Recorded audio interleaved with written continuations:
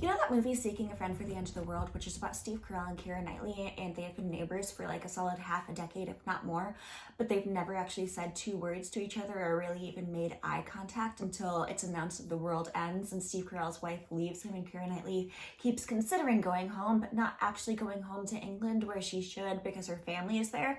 So she just keeps putting it off and putting it off and putting it off until riots start and the last plane takes off and there's no possible way for her to get home anymore.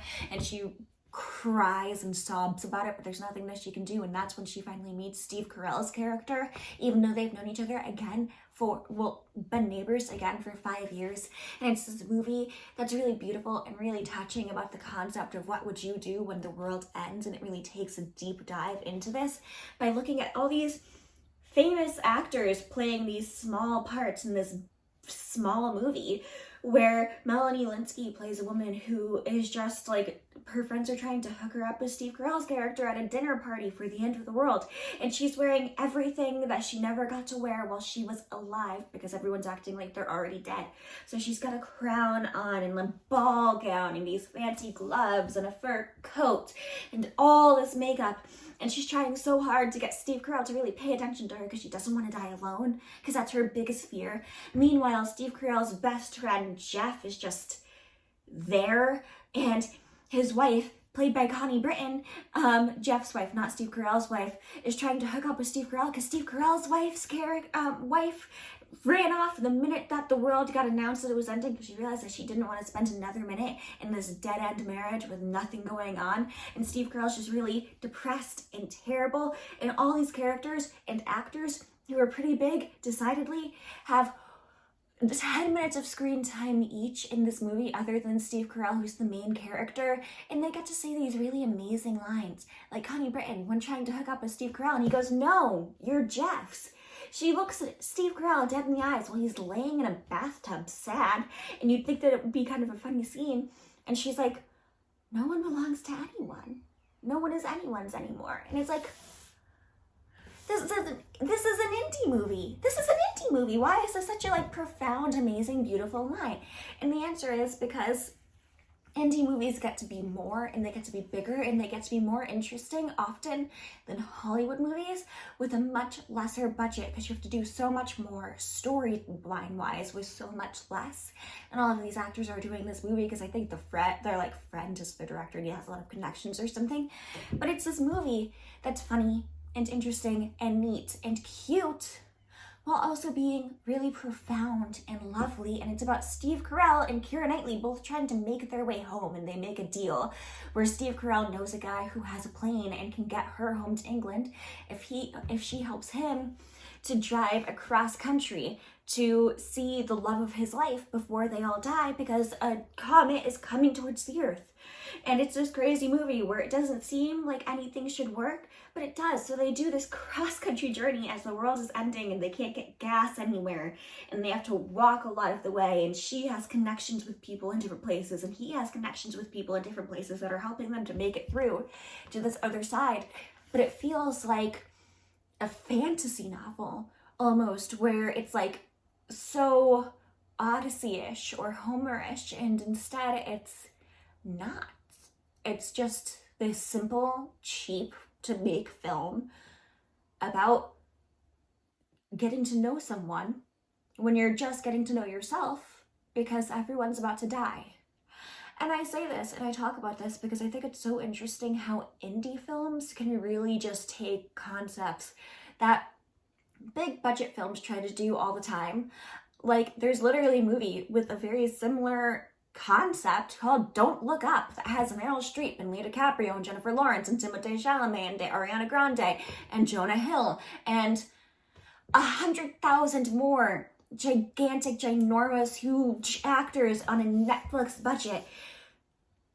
I didn't watch that movie. I watched parts of that movie. I watched a solid hour of that movie. I watched the end, I watched the beginning, I watched the middle. But none of it held me, and none of it made me... Actually, I think I did watch the entire movie. No, yeah, I think I watched the entire movie. It just felt like I was only watching an hour of it because it just wasn't that interesting.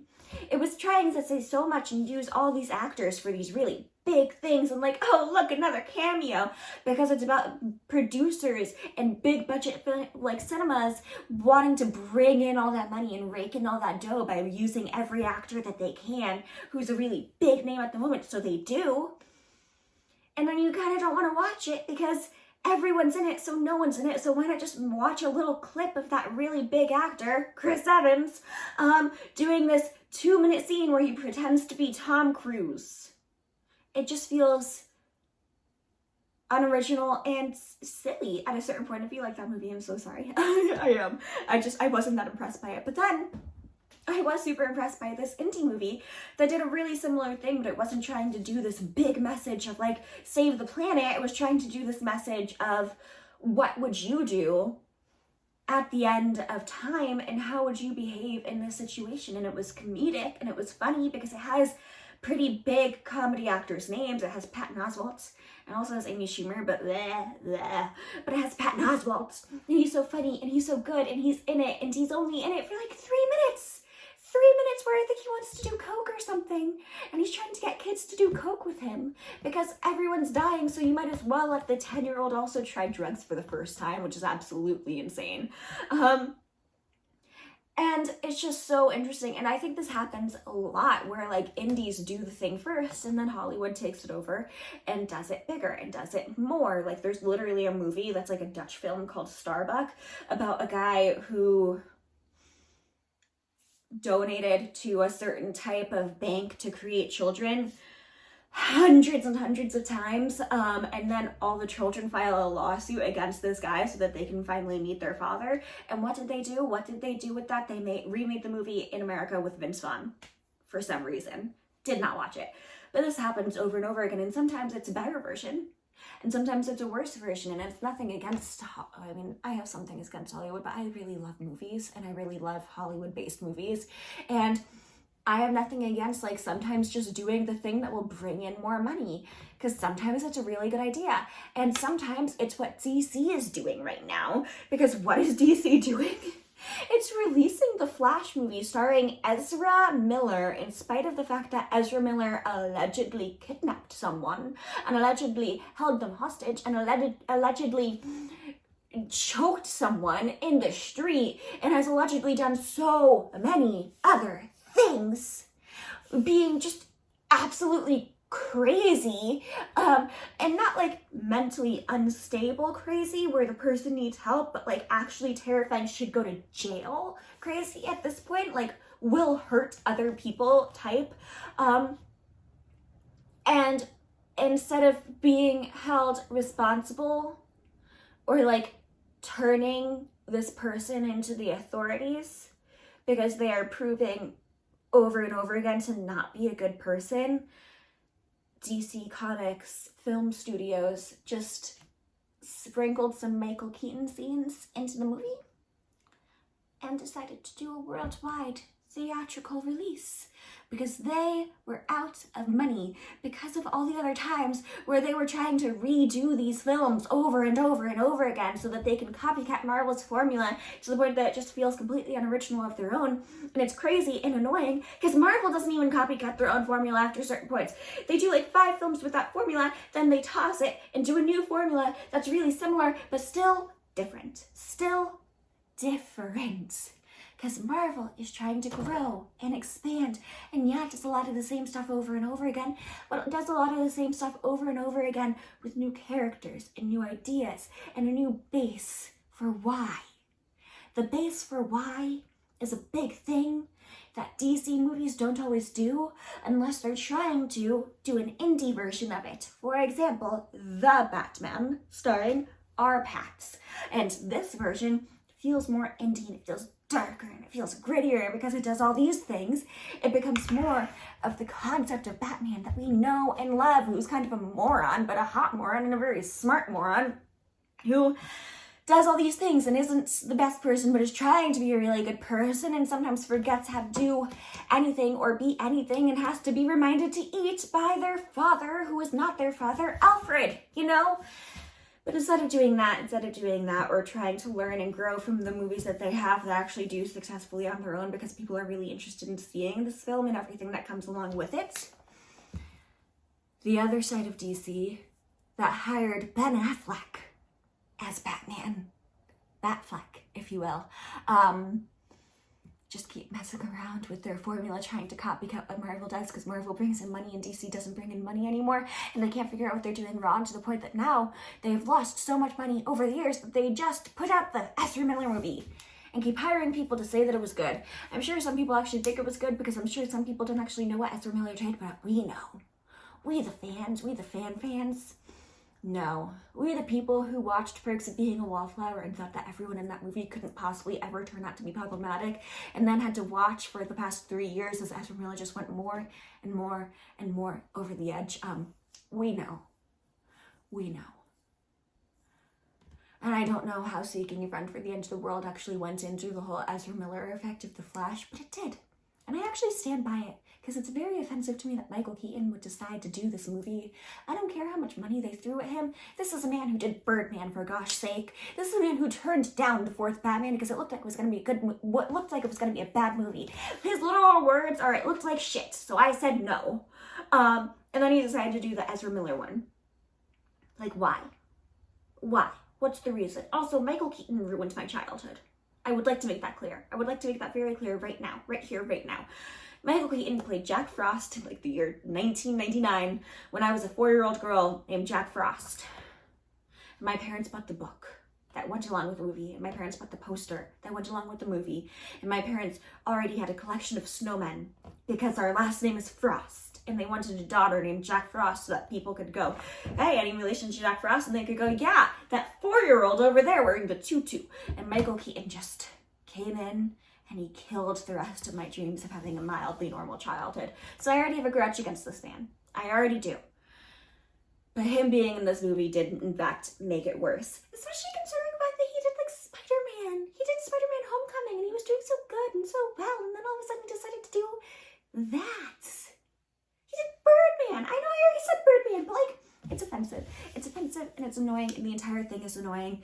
This man has been in Hollywood for how many years? He has choices. He has options, I'm pretty sure. I think he has options. I'm assuming he has options.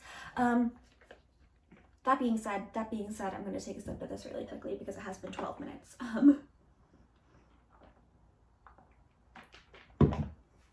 So I've been thinking a lot about Seeking a Friend for the End of the World today specifically because it kind of feels like the world is ending recently. More specifically today and yesterday, because what happened. There are a lot of wildfires in Canada, and I feel so bad for these poor Canadians, but the wind is blowing south, and as it blows south, it goes over New England and New York, and now the air in my state is so dense and so thick that you can't really see the sun, and it hurts to breathe, and it's just so, like, we're supposed to go outside in masks because it's so bad, and it feels dystopian. And I'm not saying this in a sarcastic way, it's just you look outside sometimes and you see all of this fog and this smog, and it feels like mildly dystopian when you're looking at the news and hearing all this other stuff that's happening. So because of that, I start thinking about my singular dystopian movie that's kind of feel good, because like Hunger Games, not feel good, very amazing, very wonderful, very heartbreaking and terrifying, and everyone dies and it makes you want to die inside, whereas Seeking a Friend for the End of the World has everyone die, because it's literally a movie where a comet's gonna hit Earth in like 6 weeks or something, and everyone's guaranteed to die. The Earth is just going to explode. And you know from the very beginning, from the very first sentence that comes on in the radio in the car that Steve Carell is listening to while he's sitting next to his wife, that everyone in this movie is going to die by the end of this film. You know that in your guts. And somehow it makes it better, because this is a movie about this kind of stodgy old man, older gentleman. He's in his 40s, not old, okay? And this much younger woman. Keira Knightley's character is supposed to be 25, 26. And they're completely different people who are living in the same apartment building. Again, have never spoken to each other ever. She's dating Adam Brody's loser rock star boyfriend. She pays for everything in their household. He does nothing. He consistently makes her feel bad about herself. She's already making her feel bad about herself. And then Steve Carell, left by his wife, works in insurance. They make him feel really real with that part as someone who lives next to the insurance capital of the world and works in insurance herself. Because, like, insurance, like, you just meet so many people who work in insurance in your life, and you don't realize it, but you do. You do, especially if you work in insurance, but, like, you do. And you meet this guy, and she, like, while they're on this journey across country to find their loves and to find their family and to reconnect with the world as it ends, asks him randomly 5 days in, by the way, what do you do? Or what did you do? And he's like, I worked in insurance. And she laughs at him because she thinks it's a joke, because that's like the joke that you used to say, oh, I work in insurance. No, it's, I am an accountant. And she thinks it's a joke, but it's not a joke. He was an insurance agent because it was a steady paycheck, and he knew when he was coming home at the end of the day, and he knew how to do the job, etc., etc., etc. And it just makes him feel so real as they're in this restaurant where every single member of the wait staff is high on Molly. Every member, every person in the wait staff high on Molly. There's that guy from Silicon Valley with Silicon Valley with the curly hair, who's really annoying and always high. And then there's Britta from Community, Jillian Jacobs, who I'm obsessed with. She's literally one of the most beautiful human beings on the face of the planet. It actually hurts to look at her sometimes. And I'm saying this in a movie where Keira Knightley's in this movie. And I can't explain to you how much I love Keira Knightley, okay? I say this as a bisexual. I say this as a bi girl, okay? These are my goddesses. These are the women I love. Also, Jillian Jacobs is in one of my favorite rom-coms on Netflix, which, ooh, I want to talk about that movie later. I'm going to talk about that movie in my next podcast, maybe. Because this is going to be a movie podcast. Maybe. We'll see. I don't know what I'm doing yet, guys. People just keep asking me to make a podcast. And I'm like, I talk about TV shows in 10-minute increments. I can't talk about TV shows in 30-minute increments. TV shows are 30-minute increments. We'll see. I can't guarantee anything yet. I don't know what I'm doing. But, like, this is a scene in a movie that feels so unreal because every single person in this scene, except for these two main characters and the dog who's sitting at the restaurant with them, because, by the way, Steve Carell's character adopted a dog by accident, and he named it Sorry, because when he was trying to unalive himself at the very beginning of the movie, he woke up with a hangover in a park the next day, and someone stole his shoes and left him a dog and just wrote a little note on it that said sorry, as in sorry for leaving this dog with you, but then he just names the dog. I put freaking vinyl on this really badly because I was like, I don't know where the video left off before the camera decided to collapse onto the ground. So I'm going to start off from saying everyone is high on Molly. Jillian Jacobs is the most beautiful person in the world, and she's also in this scene against Keira Knightley, who's also like the most beautiful person in the world, and I say this as a bi girl. And they are just both so equally stunning and perfect. It's crazy to me, but the point of this thing before, I can't believe I dropped my phone. It's kind of putting me into this momentary shock. But Steve Carell accidentally adopts this dog, who he named Sorry because of the note left on the dog's collar that says, sorry, like, here's a dog, sorry about that. And like, what man needs in a movie like this is a dog to take care of, and I like the idea of this character having a dog to take care of instead of like the whole thing where men in dystopian movies are given a 10-year-old girl for no reason who he has to protect and learn how to father, and I'm just like, please keep the 10-year-old girls away from the men. I don't care if they act like father figures. Please stop doing that. So yes, give the man a dog instead of a child. and make that the storyline. And I love it because the dog gets to do almost as much as the young children get to do in movies like that.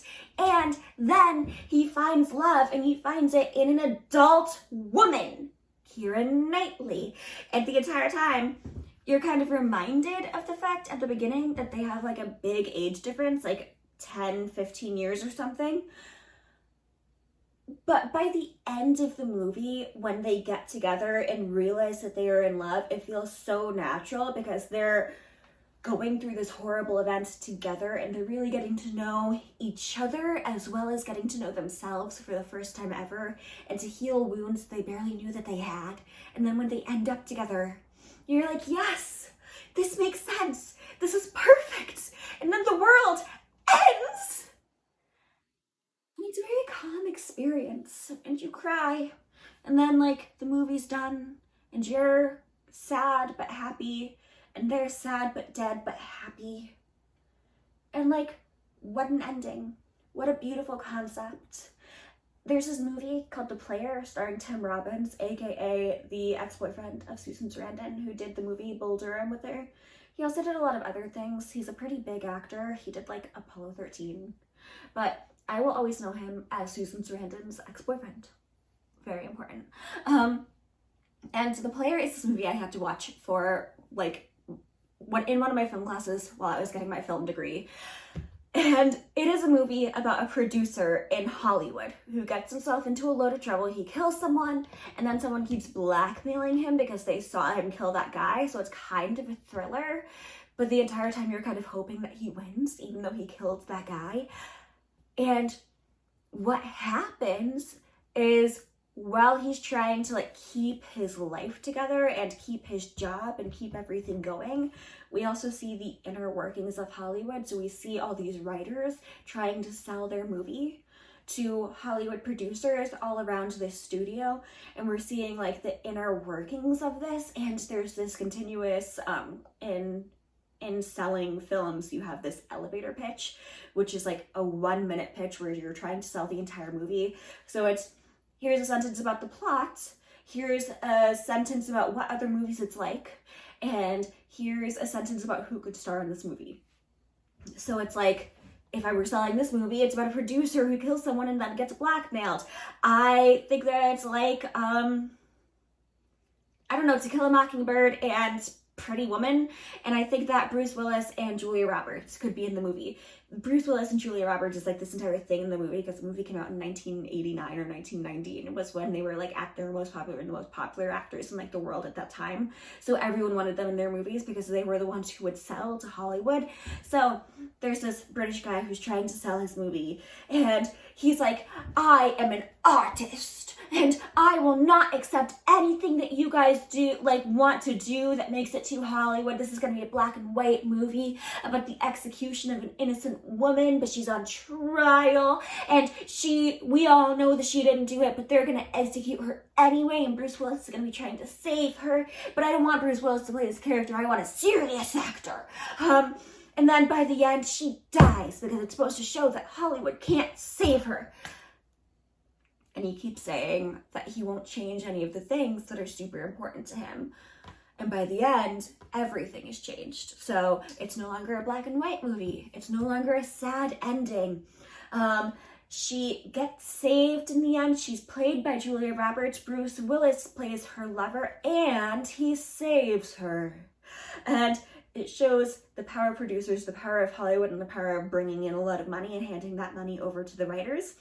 But indie movies like Seeking a Friend for the End of the World don't do that and don't have that, because Seeking a Friend for the End of the World is very much an indie movie. It has all these big names in it, but it's not, don't look up the Netflix version of this movie, basically, that's starring, I don't know if I already talked about this. I might have already talked about this. I had to refilm this entire video because the first time I filmed it in the wrong, I filmed it vertically instead of horizontally, which is very frustrating.